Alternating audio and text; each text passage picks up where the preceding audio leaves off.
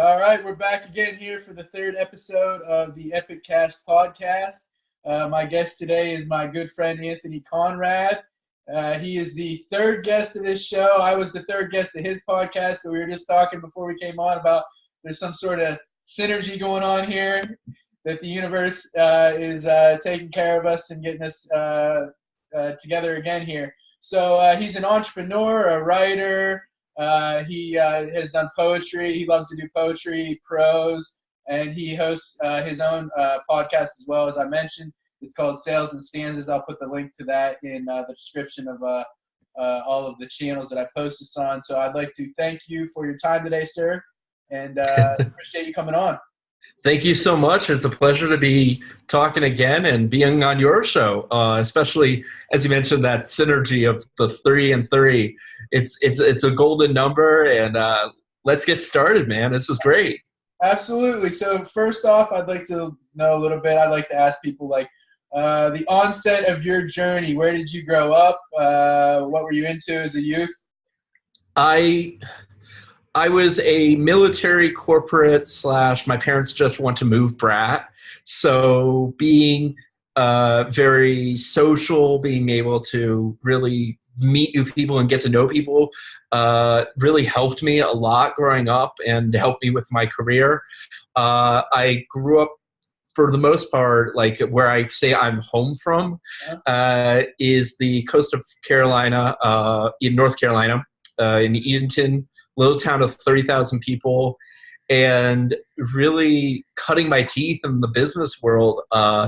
Everybody asked me the golden question: what was your first job? And actually, it wasn't in sales. Okay. It was building sailboats in an old Coast Guard base. And it really taught me so much about being able to adapt and adjust to changing technology and changing things, because 2 weeks into my job, I was tasked with training another employee. And I looked at my boss and I said, Stan, I don't know what the hell I'm doing. And he said, if you want to learn, you have to teach. And it's really helped me cutting my teeth into what I do and how I adapt and how I work with people.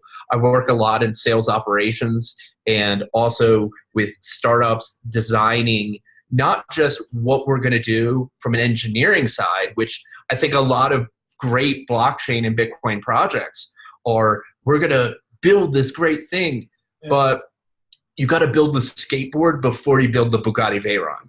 Exactly. And getting that easy turnkey solution that you can then get to 500, 1,000 users, getting that fire in them, being able to have that real conversation, that's where I really tie back to where I came from. How old were you when you started that, the sailboat building? Oh, 15, 16. Okay, very cool, very cool. Yeah. Very. Well, you jumped to my second one. I wanted to know, okay, from there, when did you start a business soon after, or how long did you stay there?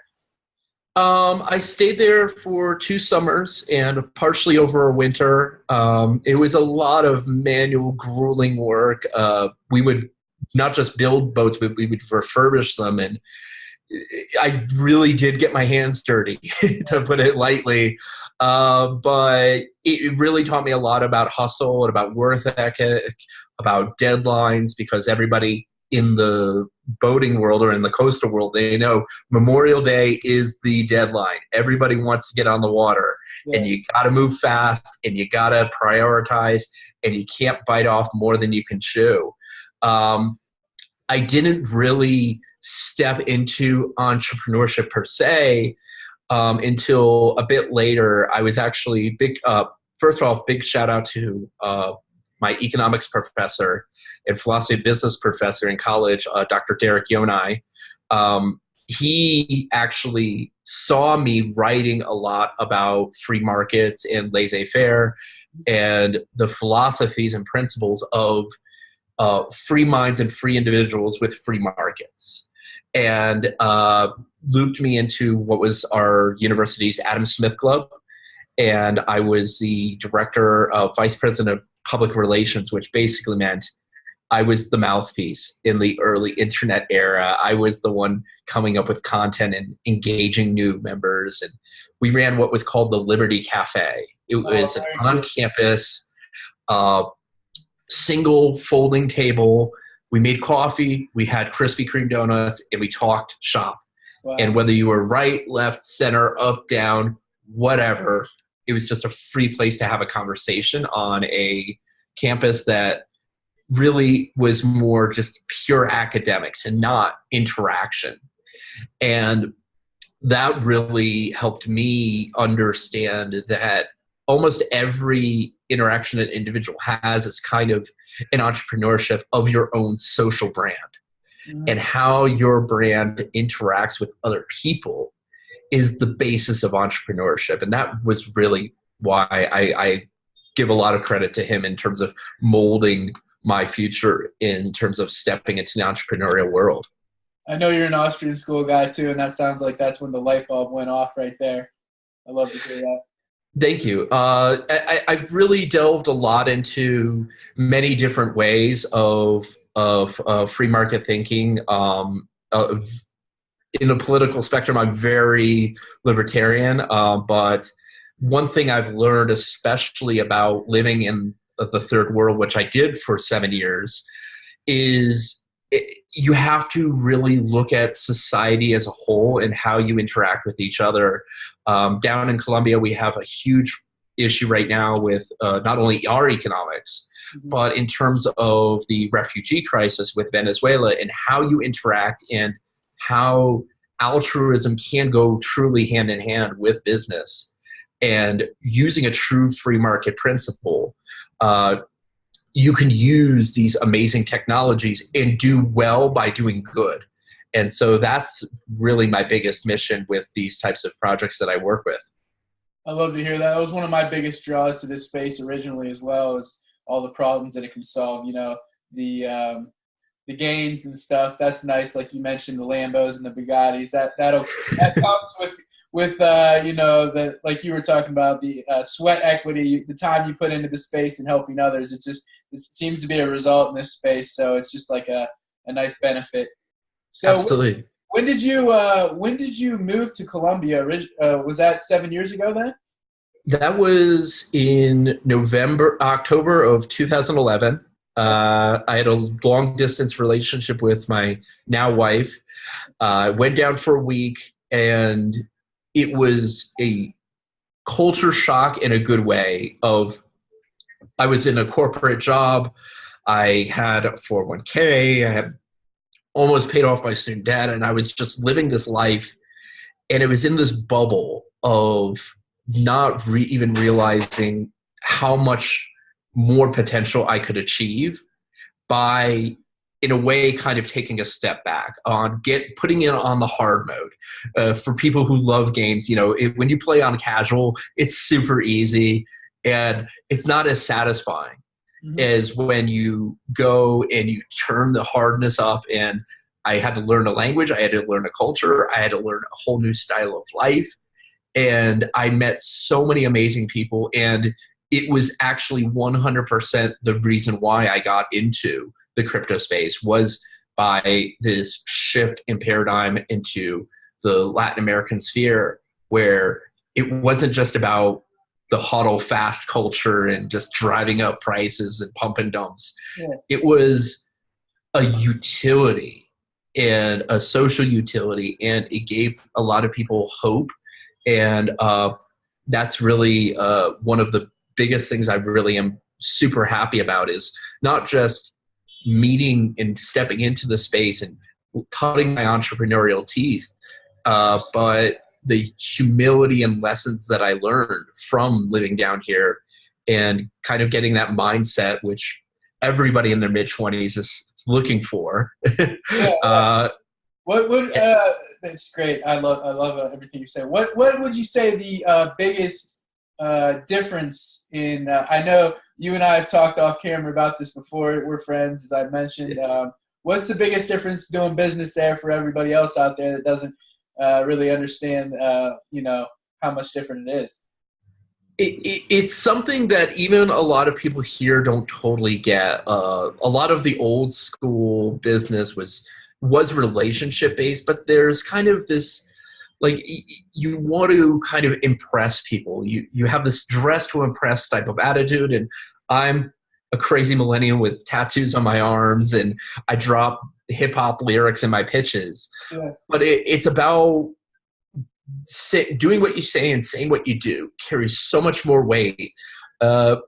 Just genuine empathy, and I'm not going to pitch you a product. I'm going to pitch you a solution. And if I can't do it, I'll introduce you to somebody else who can. And that's why even now, 2 years out from when I last did a lot of direct work with the Latin American Bitcoin and Blockchain Conference, people from all over the continent and in all over Latin America, from Mexico all the way down to Argentina and Chile, Uruguay, Peru, everywhere in this space. If you do business honestly and you seek a mutual good and you build a project rather than pitching a project, that's the biggest foundation about down here. If you want to come down and meet people, you got to be patient. You got to wait for the right opportunity, and you just got to be yourself and be genuine. It's a great community.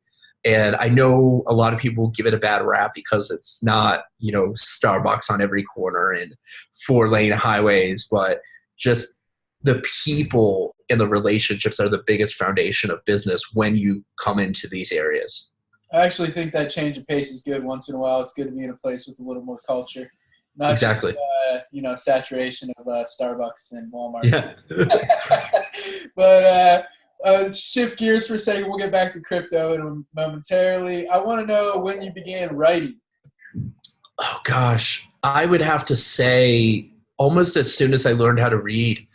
I kind of grew up in this kind of suburban cookie cutter country club style culture, which I've fully rebelled from. But growing up as a kid, I loved to write. I love to write stories. I love to just write in any way. It was just this almost like when you're starting a business, you're just creating this universe that may or may not matter to other people, but to you it does. Yeah. And that's what matters more than anything. And growing up in the American South, especially in a football type of country area, when I was in high school, it was kind of the uncool thing to do. So I kind of took a step back. And for many years, I never touched it again. I did kind of nonfiction. I did a lot of articles, professional writing. And it was a number of different individuals that I met while I was down here in my final years. Maria Rosa, she's from Venezuela, Travis Thomas, both of them involved in an open mic event that we host down here called Paradox and Poetry, really brought me back into the fold and helped me find my voice in that way. And that's even what gave birth to my podcast, Sales and Stanzas, a matrimony of my two favorite things in the world, which is being able to sell yourself and tell that story, but on the other side, showing that, kind of like the famous saying, it's a diary without a lock. And you could look deep into who somebody really is. And when you see, I honestly find that with a lot of entrepreneurs and salespeople who I've interviewed, whether they wrote it or they just had a passion for a specific poem, is that it exposes the reality, and you could see the empathy and the virtue of that person. You could see the integrity of a project or a person, not through their pitch, but how they express themselves. And that's what I really love about doing it. And maybe I'll never be as big as, like a 3H podcast or Joe Rogan, but that's what I love about it, is just putting it out into the universe. And if it sticks, it sticks. But to me, it existed, and that's all that matters. Yours is one of the ones I listen to regularly, so I hope you never stop. Thank you so much. You're welcome. Do you want to mention a little bit about when you decided to do the book and about it a little more? Yeah. It really. I'm sorry. Which book are we talking about? Didn't you put a book Oh, together? yes. Yes, I did. Oh, my gosh. Oh, geez. I was thinking of writing another one, sales-based, but this one was when I was working in a company that I started, and I was doing a lot more operational work. I was doing a lot more product design, which I do love. Uh-huh.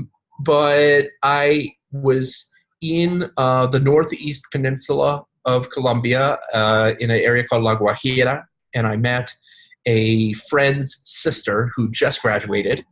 And she kind of had that dilemma that a lot of people do when they graduate is, what the F am I going to do next? And do I have to leave where I grew up? Do I have to go to the big city? Do I have to change everything to find work in life? And I just thought back to when I was in that position. I graduated in the Great Recession in 2008. And I relied so much on just this piece of paper to speak for me. And through a conversation with her, I wrote an email that was a guide that set the stage for this book, which is called Selling Yourself, Selling Your Solutions, Selling for Life. Okay. And it was about personal branding and how to break out of your shell, how to stick your hand out to whoever it is, whether it's a CEO, a president of a country, a hiring manager, anybody, and just say, hey, I'd like 5 minutes of your time. This is my elevator pitch, how to follow up and how to keep grinding until you get traction, but also to not settle for less. And that's something that I see a lot of people do, whether it's a job seeker, whether it's a project. They chase the money and they don't look for the true happiness and true success. And that's something that I think is kind of culling a lot of these projects as we evolve through the now decade of Bitcoin, which is when you chase money, when you chase investments, you lose that hunger, you lose that passion, you lose that drive to stay lean. And I think when you are a little bit more patient and you see it as a balance of give and take, and you kind of remain a little bit more humble and see what is a good thing for me, where would I best fit, and is this a good option for me or for my project? That was really the basic synopsis of the book. It's more like a brochure, but I really enjoyed writing. Yeah, I didn't mean to It's okay. Yeah, It's okay. Before we came on here, I just wanted to mention it. When did you first get involved in crypto? Did you learn about Bitcoin before you left for Colombia, or? It was I was a little bit late to the party. I wasn't a Brock Pierce. A big shout out to him, one of my BitConf brothers. I got in 2013, and it was still pretty early to the party. Yeah, it's weird to say that. 4 years in, I was a little early. And it was through a chat site which rewarded users based on random rewards through conversation. So you didn't spam, you just interacted and met some amazing, cool people who I still work with to this day on different projects, even though the site's now defunct. Yeah.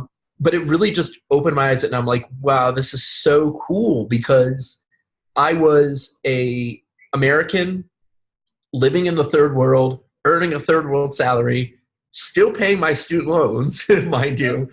And I was using these traditional means. I was using a card and I was paying through Western Union, and it was just raking over the fees. And I was like, I'm just paying an obligation.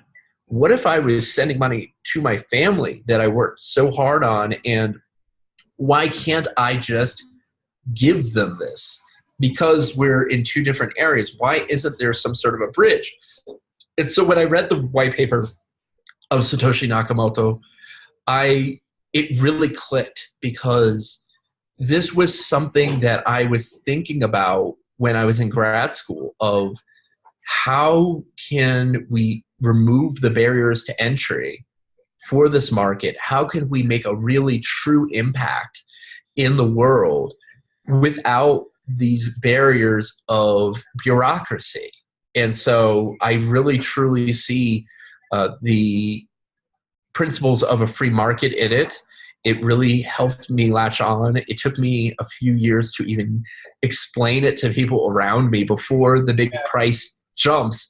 But even now, like my wife, she's doing her master's thesis, and she is really engaged in the principles of blockchain and the principles of it, even beyond just monetary initiatives, which a lot of them are, but even in terms of transparency, in terms of government services, and how to truly regulate an economy.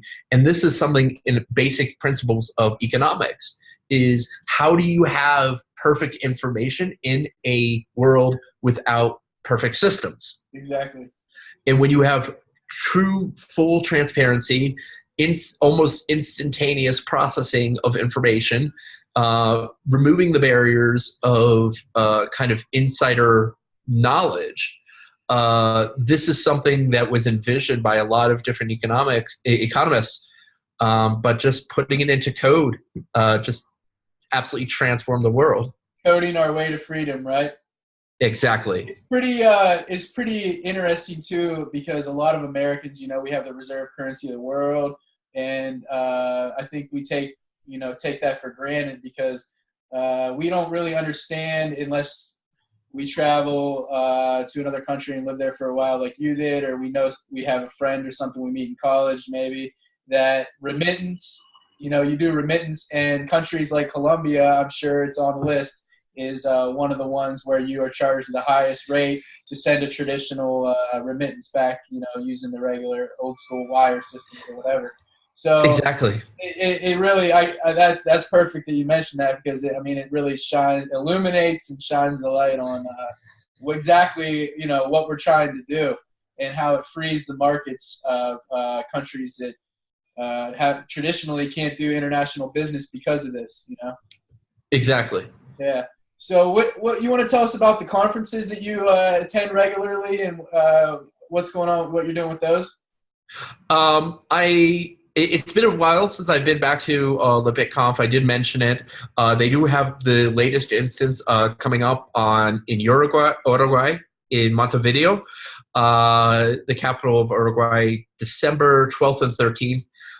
Absolutely one of my favorite conferences because it's so intimate. It is open to members of the public to attend, but there is a very tight-knit network of those that have presented in the past.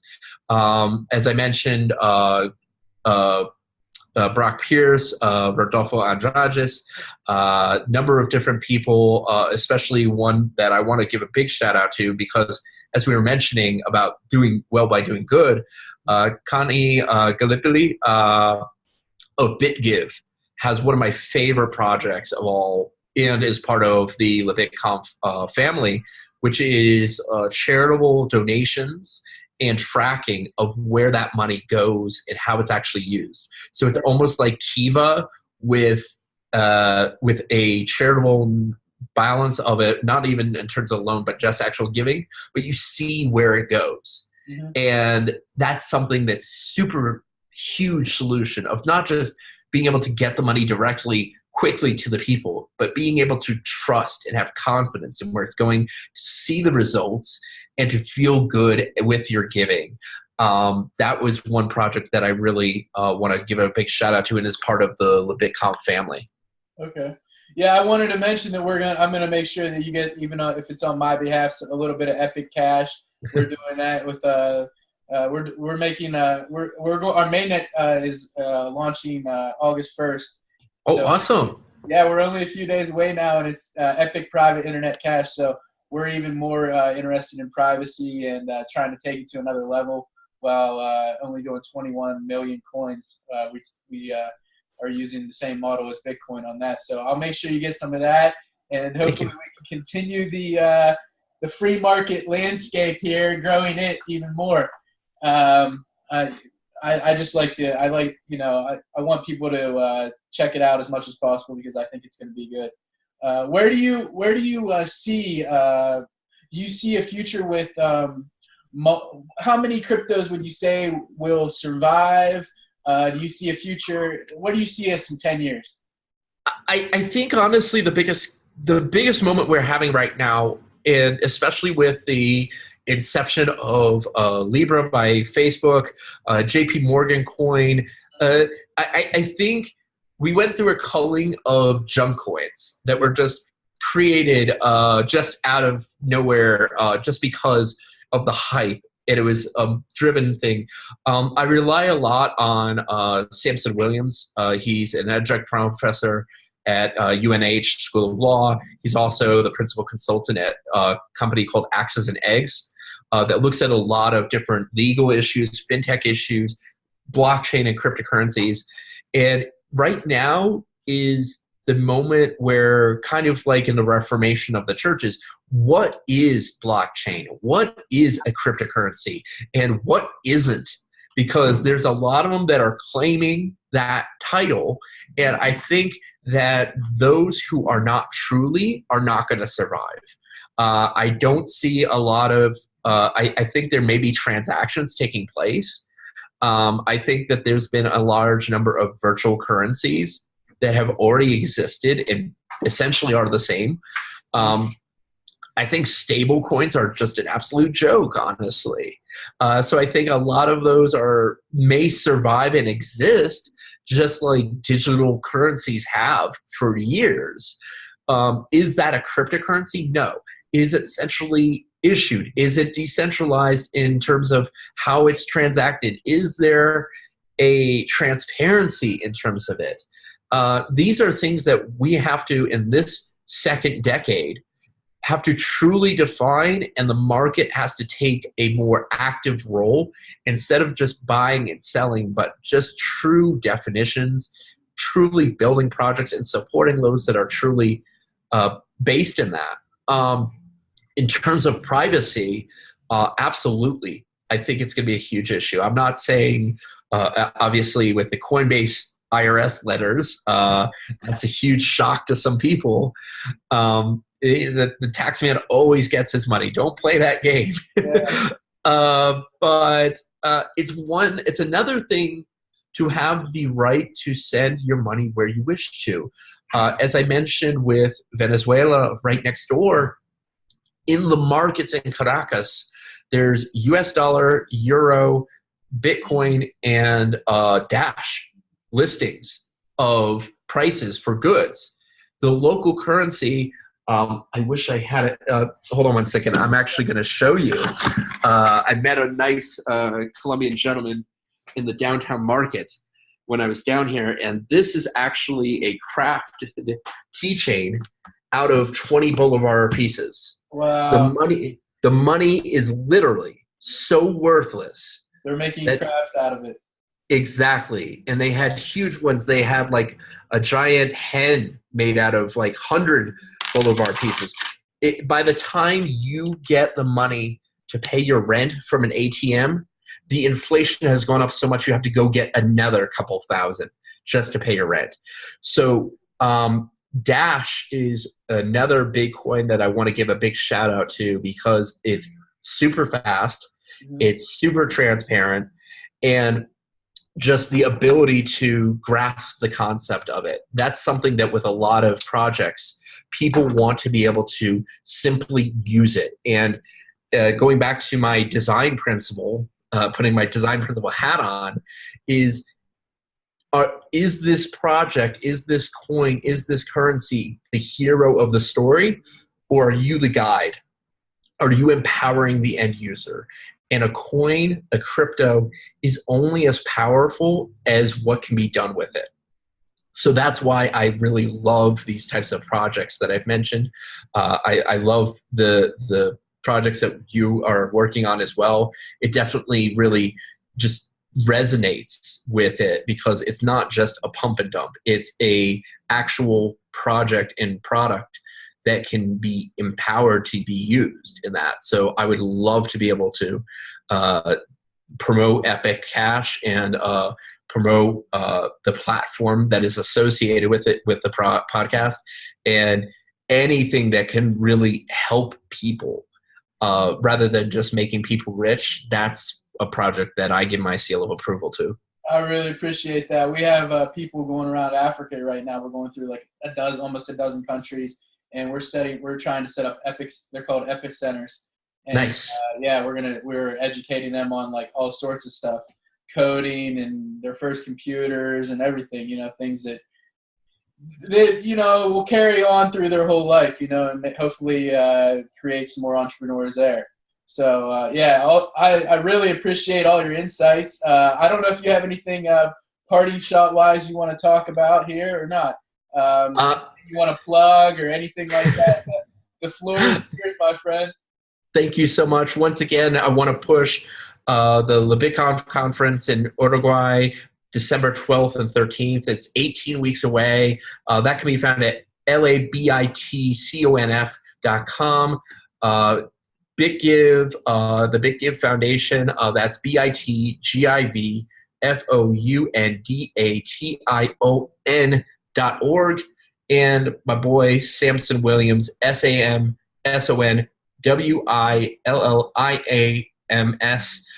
can be found on LinkedIn, can be found on YouTube, Twitter. These are projects near and dear to my heart that I really I see them delivering a lot of value to the market, and not just, hey, look at my Lambo behind me type of thing. It's doing well by doing good, and that's more important than anything at this point. All right, I'd like to thank you, Mr. Anthony Conrad, for coming on our show today. I hope you have some time to do it again with us. And sure. Everybody out there, the listeners, make sure you get in the description here or down here. Check out this guy's podcast. Like I said, it's one of the best out there, Sales and Stanzas. And everybody enjoy your weekend. Thank you so much. Have a great one. You too.